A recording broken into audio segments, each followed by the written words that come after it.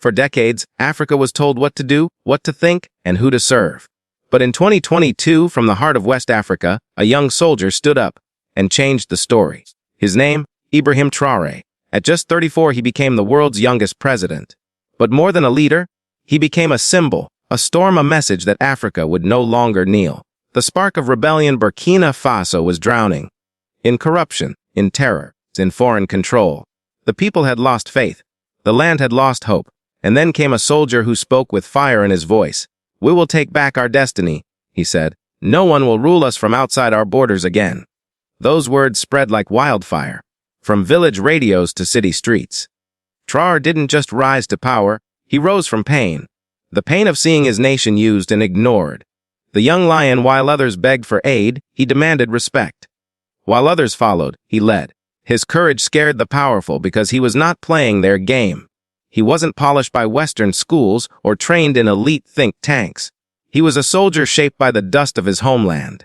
Every word he spoke carried the weight of millions who had stayed silent for too long. And for the first time, the people believed again. The turning point, when Traoré took power, he didn't promise comfort. He promised freedom. He cut military ties with France. He demanded that foreign troops leave African soil. He looked into cameras and said, "Our gold, our land, our lives, they belong to us." Those words echoed across the continent. And for the first time in decades, Africa began to feel something powerful, pride. The message that shook the world across the West. His name caused confusion and fear. Who was this young captain defying the system? Why was he inspiring millions? Why were others beginning to follow his lead? Because Traoré reminded the world of something it had forgotten. That Africa is not a playground for power, but a continent of warriors, thinkers, and kings. Once one nation stood, now the continent begins to move. From Mali to Niger, a new alliance forms, and the world is watching. This is not just about Burkina Faso anymore. This is the war for Africa's future.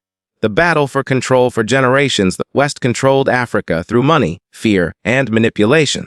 Loans that became chains. Aid that became control. Agreements signed under pressure, not choice.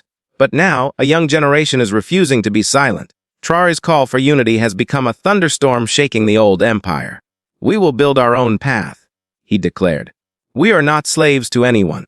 The new alliance of Mali, Niger, and Burkina Faso, three nations once divided, now united in one voice's sovereignty. They expelled foreign troops, rejected unfair deals, and began forming their own defense pact. A wall of independence across the Sahel. The world called it dangerous. But for Africa, it was liberation. The economic front. When weapons fail, economics becomes the weapon. Sanctions, freezes, delays in loans. But each blow only made the movement stronger. Local industries rose, farmers united, and across the region, people whispered the same thing. What can survive without them? The war wasn't just on the battlefield. It was in the markets, in the media, and in the minds of the people. The war of ideas. Traoré knew the real battle wasn't about guns. It was about belief. If Africa believes it's weak, it stays weak. But if Africa believes it's powerful, no force can stop it. So he spoke to the youth, not politicians. He told them, "You are the shield of this continent. You are the future they fear." The turning tide crowds began to chant his name, not out of fear, but out of hope. For the first time, Africa saw leadership born from conviction, not corruption. This is why the system trembles. Because when one nation stands, others begin to rise. Freedom is beautiful, but dangerous, and those who fear it will always try to silence it. After Traoré's rise, the world changed its tone. He was no longer young hero. He became the threat. The silent war. They couldn't defeat him on the battlefield. So they attacked through headlines, sanctions, and lies. Aid was cut. Banks froze funds. Media called him authoritarian. But the people of Burkina Faso saw the truth. "Why may be poor in money," he said, "but we are rich in dignity." The media game day by day, international networks painted him as the villain. Yet every time they tried to break his image, it only made him stronger. Because you can control television, but you cannot control the people's faith. Across Africa, social media became the new battleground. Millions of youth stood behind Traoré, spreading his message of freedom is not for sale. The shadow of Sankara. The West had seen this fire before, in Thomas Sankara, the revolutionary who dreamed of a self-reliant Africa.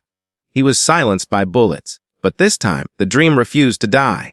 Traoré carries Sankara's legacy, and millions now guard it with their lives. The awakening from Dakar to Nairobi. A new energy is rising.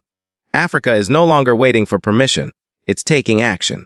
The fear that once belonged to Africans now belongs to the West. Because once the oppressed stop fearing the oppressor, the empire begins to fall.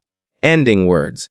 The world fears him not because he holds power, but because he has given power back to his people.